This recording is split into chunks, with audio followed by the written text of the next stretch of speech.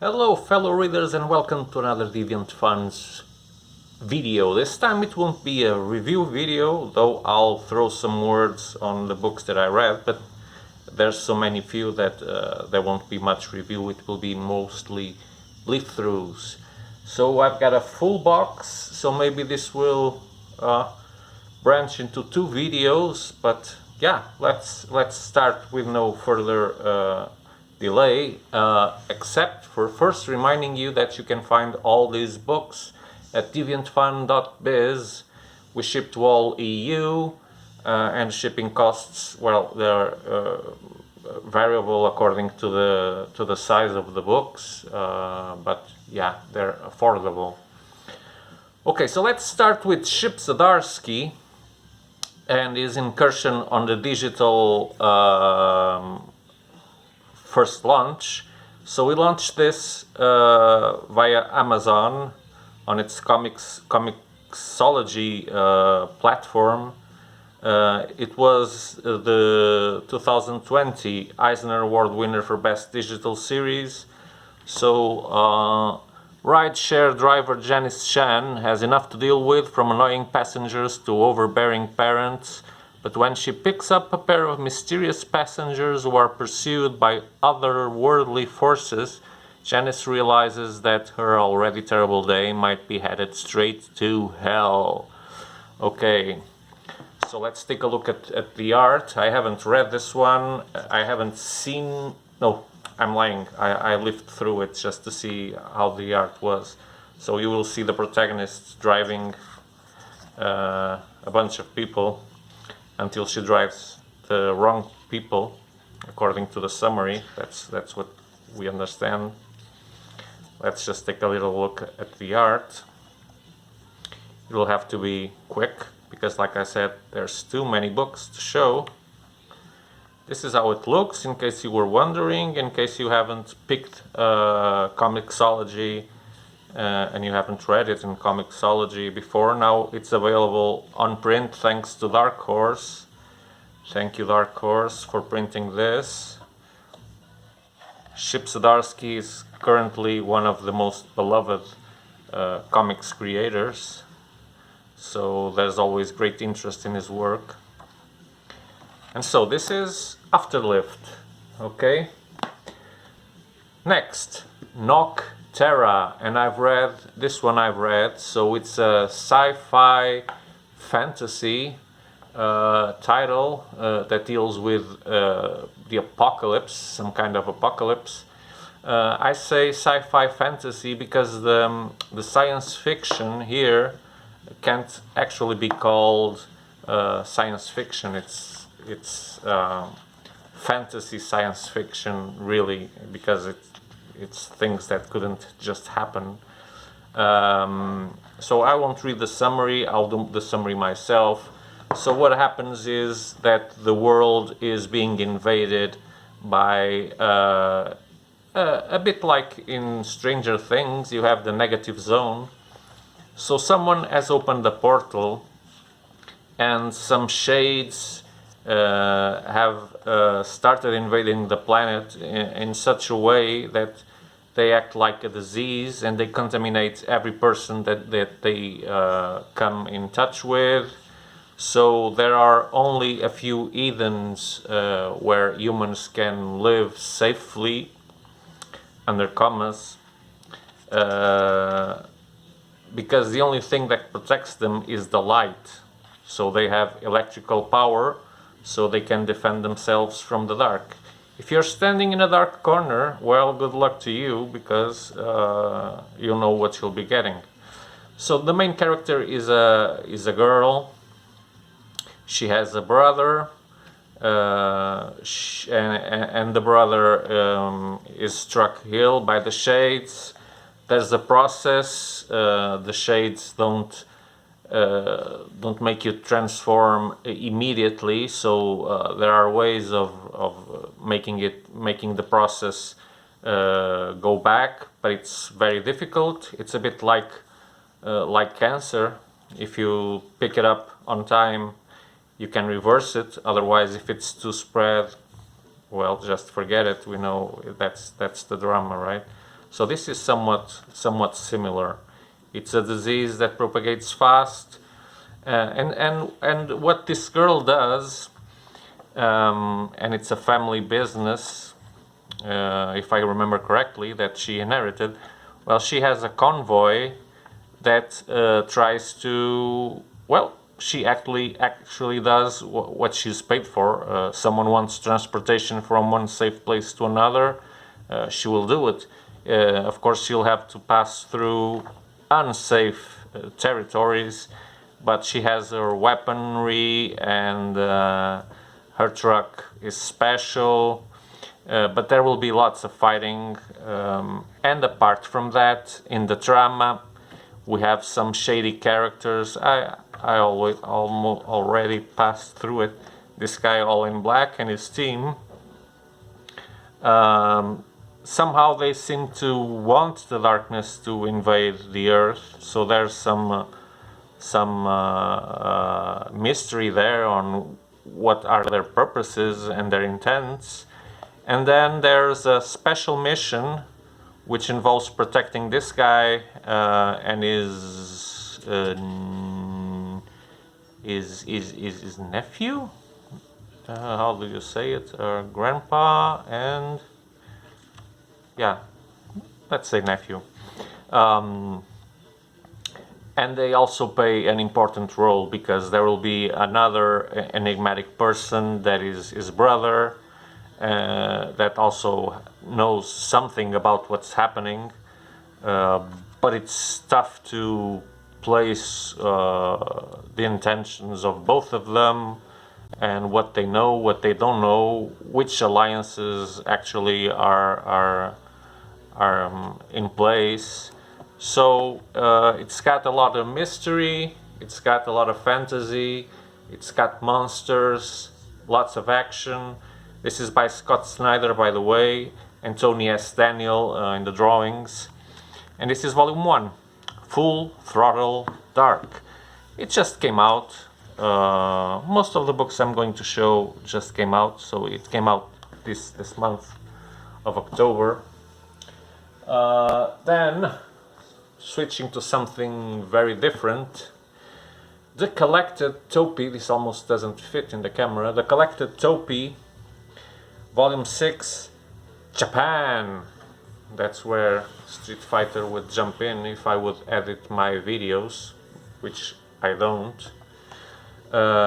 So widely considered a master of graphic storytelling, Italian illustrator and author Sergio Topi brought a previously unimagined level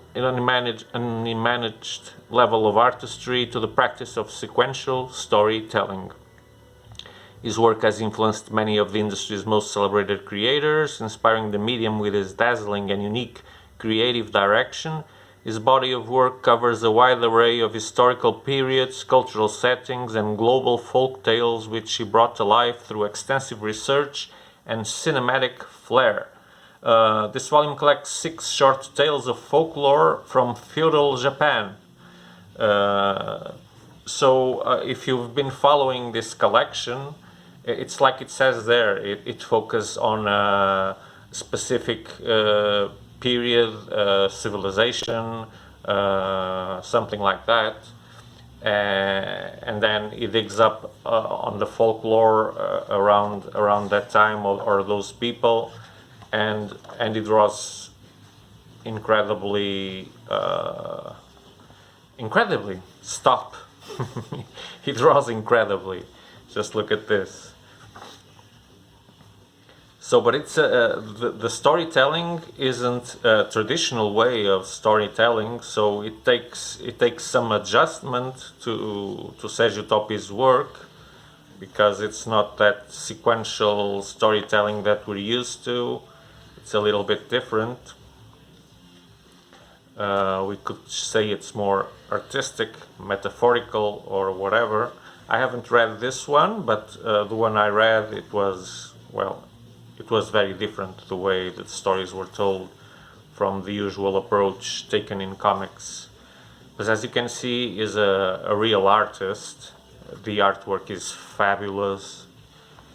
he really excels at his work, at least graphically. Okay, and that's enough. Look at this. That's enough. Let's skip to another book. You got the feeling, right? It's a unique artist. There's not much thing that compares to his work. So let's skip down on size. Let me adjust a little bit because this is manga. And here is the latest Demon Slayer Kimetsu no Yaiba, number 23. So it has just came out. I don't want to spoil anything. If you don't know this series, well, I haven't read it either, but it is about this kid. His family gets killed by demons, and his sister is transformed into a demon. So he is set on a quest of vengeance, and of course trying to revert the situation of his sister. And he finds early in the story a companion, I think it's Geo, that knows a little bit about hunting demons and slaying demons. And so, yeah, he will help him as soon as he stops wanting to kill his sister. Of course, because his sister is a demon, they will reach an agreement upon that, and then they will move forward.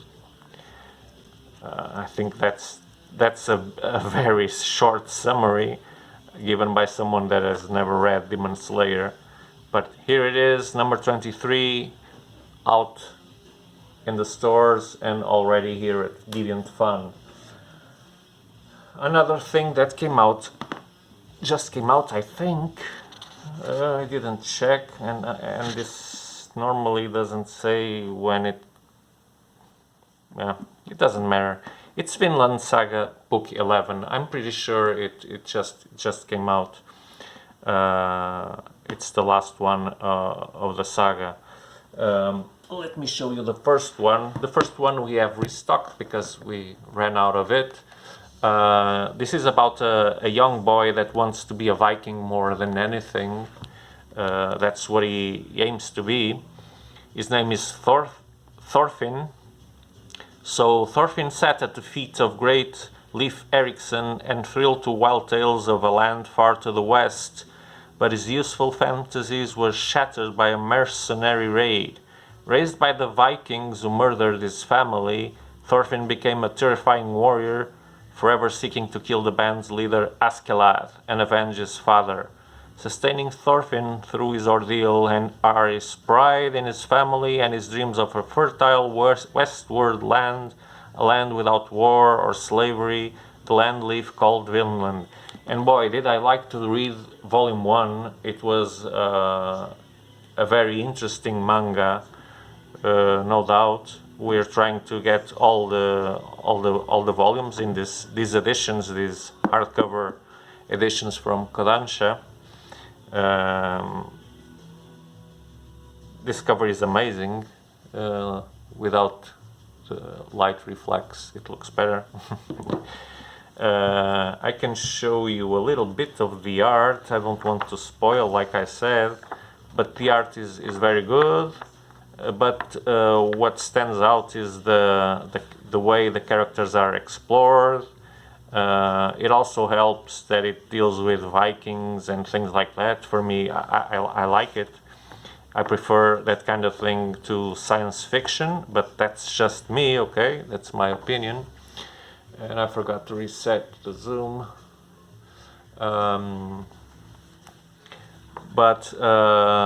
Yeah, Thorfinn is a very stoic boy. And you can see that he will be a great warrior indeed. That there's nothing that stops his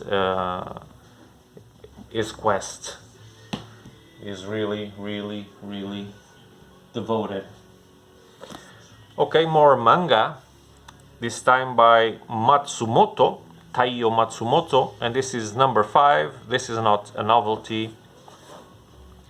but it's something that caught my eyes, and I wanted to bring it to the shop. Let's see a little bit. I can keep the zoom because these books are so little.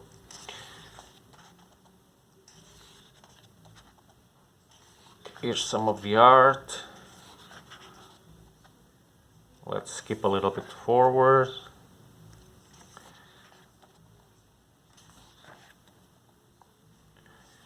Yeah, it looks, well, doesn't look astounding, but supposedly the story is what's the best thing here. If it was for the art, I wouldn't pick it up, must confess. Let me see if it says something. It doesn't say a thing about number 5. But if I can remember correctly, I think this number 5 is being chastened by a corporation which he belonged to, and you don't quite understand why he has turned against that corporation, and you will learn about it in the series. Okay. Now, leaving manga aside, this is King in Black. Okay, it's not a novelty. I think it came out, in July? Something like that. If it wasn't July, it was something like that. Blah, blah, blah, blah, blah, blah, blah. First printing. Now they don't put the month, I don't understand. Of course, we're talking about Donny Cates' run, which culminated after a preparation for this final assault. Finally, the King in Black will reach Earth with its hordes. Venom is the first one to get a taste of the dinosaur-like creatures that are part of Null's army, powerful army, and it seems that there will be nothing that can stop them. But we've got our heroes, right? We've got great heroes with a great willpower, but things won't look. Things will look very gloomy to our imaginary civilization, where we have this set of superheroes to defend us.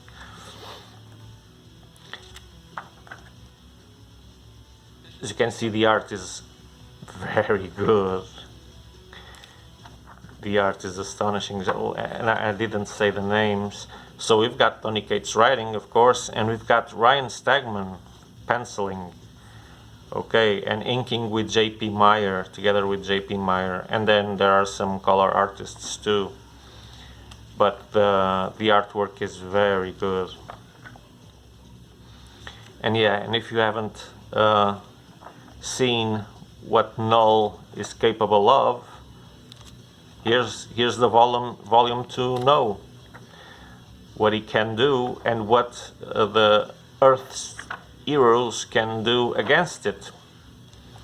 Avengers assemble! Yeah, you better assemble, because everything will be needed to defeat this cosmic menace, perhaps like no other menace before has stricken down on Earth.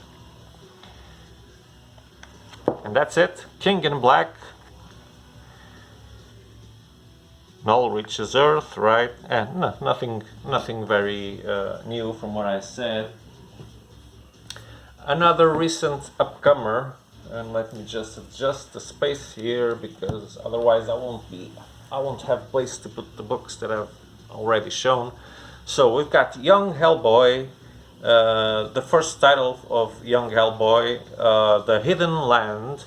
It's a small hardcover, very handy.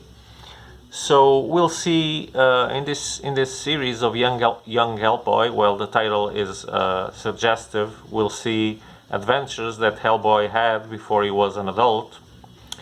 So in this particular story, which is written by Mike Mignola, Craig Russo, I think that the name of Mike Mignola is just here because he created. No, he also participates in the story. The story is by Mike Mignola and Thomas Niegoski. Art is by Craig Russo and colors by the great Dave Stewart. So in this book, young Hellboy will be stranded on a strange island after a mishappening on their way to South American dig site. So both he and Professor Brutenholm are confronted by all manner of monsters on land, sea and sky. A stranger rescues them, turns out to be one of Hellboy's heroes, but they still aren't as safe as they think they are.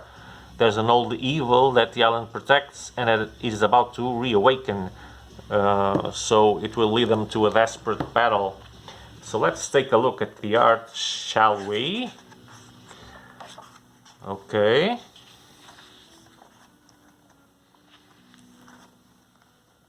More cartoonish than I was expecting. And trust me, it's not a fake surprise. I'm just seeing this for the first time, really. Just like you. I really prefer the kind of drawing we can see on mature Hellboy. Definitely. But yeah, I'm keen of seeing what they managed to do with this younger version of our dearest hero, let's call it.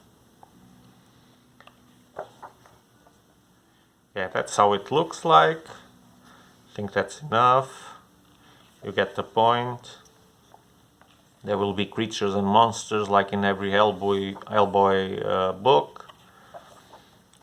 Some sketches. Mike Mignola always likes to throw some little extras with sketches, and we appreciate that. Thank you, Mike. Okay, on to the next book. And it is not a newcomer, but something that we already had here, but we ran out of stock. It's the amazing DC, The New Frontier, the DC Black Label version of this Darwin Cook and Dave Stewart's creation. So the New Frontier is upon us. Welcome to mid-century America and the Silver Age of the DC universe, a time of promise and paranoia, of shimmering cities, segregated slums, dizzying scientific progress, and simmering Cold War conflict. Into this milieu, I don't know this word, comes a young and bold new generation of adventurers who bravely accept the challenges of the new frontier. From what I know of, Superman and Wonder Woman are having their own agenda, which is not very coincident. Yeah, but it's Darwin Cook in the drawings, so it's a feast for the eyes. It really stands out. His artwork is amazing.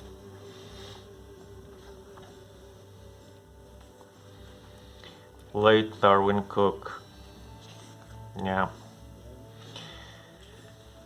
We don't last forever, right? Not even great minds or great hands. This is how it looks like. The paper is not glossy. As you can see, you're not getting much reflection from my ceiling light, which doesn't help with the filming. But it's a fairly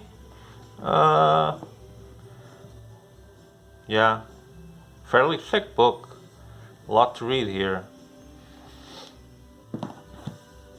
Next, it's also another restock, and I really love. We've got a video around this book. I love this series, which is still ongoing.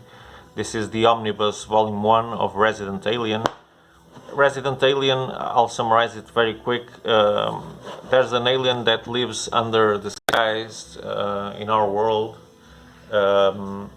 So he has some kind of enchantment that allows him to pass on like a person, and he lives in a small community, but then he will be involved into a crime scene. He has some knowledges some medic knowledge, and so he'll be drawn into those mysteries, and until he finds, when he's not expecting, and is already the official assistant to the deputy of the town, and will be called upon to unravel other mysteries. But the book is so well written. Never mind the illustrations. I like the illustrations, but even if you don't, it's not your cup of tea. The really cool thing is seeing how the characters are built, and so well built, and the story is so well written.